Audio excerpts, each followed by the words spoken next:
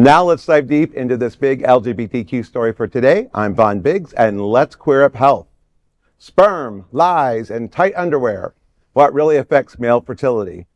Infertility isn't just a woman's issue, and it's time we start saying that out loud. In the United States, infertility is typically diagnosed when a couple has been trying to conceive for at least a year with no success. While it's often assumed to be due to the female partner, experts say that's only part of the picture. Dr. Lucky Sekhon, a board-certified OBGYN and fertility specialist in New York City, says the biggest myth is that infertility is a woman's problem. In fact, nearly 50% of all infertility cases involve male factors. And in about a third of cases, the cause lies entirely with the man.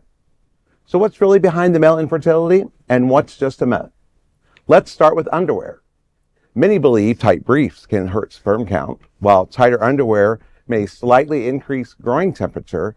Sekhon explains, quote, "I don't think there's any strong evidence that choice of underwear is going to influence male fertility in a strong way," end quote.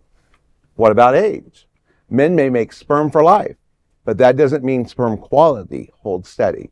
According to the studies, for men, this kicks in around 45 and is more pronounced in their 50s, 60s, and beyond. And no, your phone in your pocket or laptop on your lap probably isn't the culprit. Studies on this are not conclusive. So by and large, that is more of a myth. And don't worry, frequent ejaculation won't drain your chances. In fact, going too long without can result in sperm with fragmented DNA.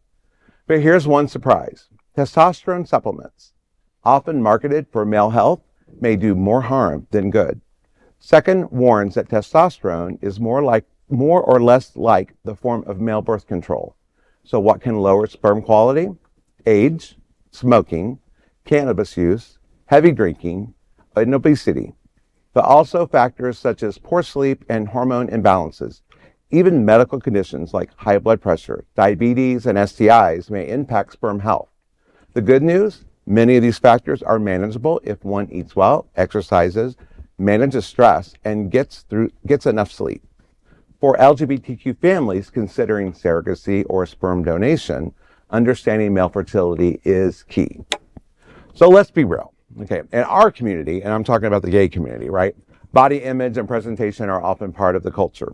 Whether you're flaunting a chiseled six-pack or just love the way those padded briefs make your booty pop, it's all about confidence. And while those perfectly contoured undies might not be FDA-approved fertility gear, they're also not the fertility villains that they've been made out to be.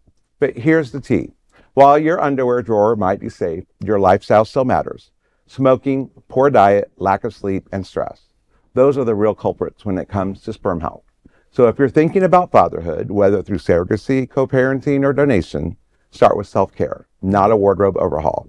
So go ahead, strut your stuff, serve the looks, and know that being fabulous and fertile aren't mutually exclusive. And I say that only because you think of our Hotspots magazine when they do the covers, all those beautiful men in the tight underwear are models that do that. That's not the issue. So continue to do that. We like to see it. So age, high blood pressure, diabetes, STIs, that explains the Trump brood? That explains this? Just yes. I mean, this is all definitely very important to talk about, because there are a lot of the LGBTQ population that is looking at becoming parents, co-parents, and fatherhood, and so while it's not as easy as our heterosexual partners to go and get pregnant, because I've been trying for the past 50 years and it doesn't work. It's we need to start talking about health in general, and so bringing these type of topics up and breaking those taboos is definitely important. And you should always go and talk to your medical professionals on a regular basis. And and if you are looking at becoming a father or a family, there are tests, and go get tested regularly. And that is a big LGBTQ story for today. There is no queer nonprofit media platform like this in the entire world. Support our LGBTQ stories by subscribing and sharing Queer News Tonight.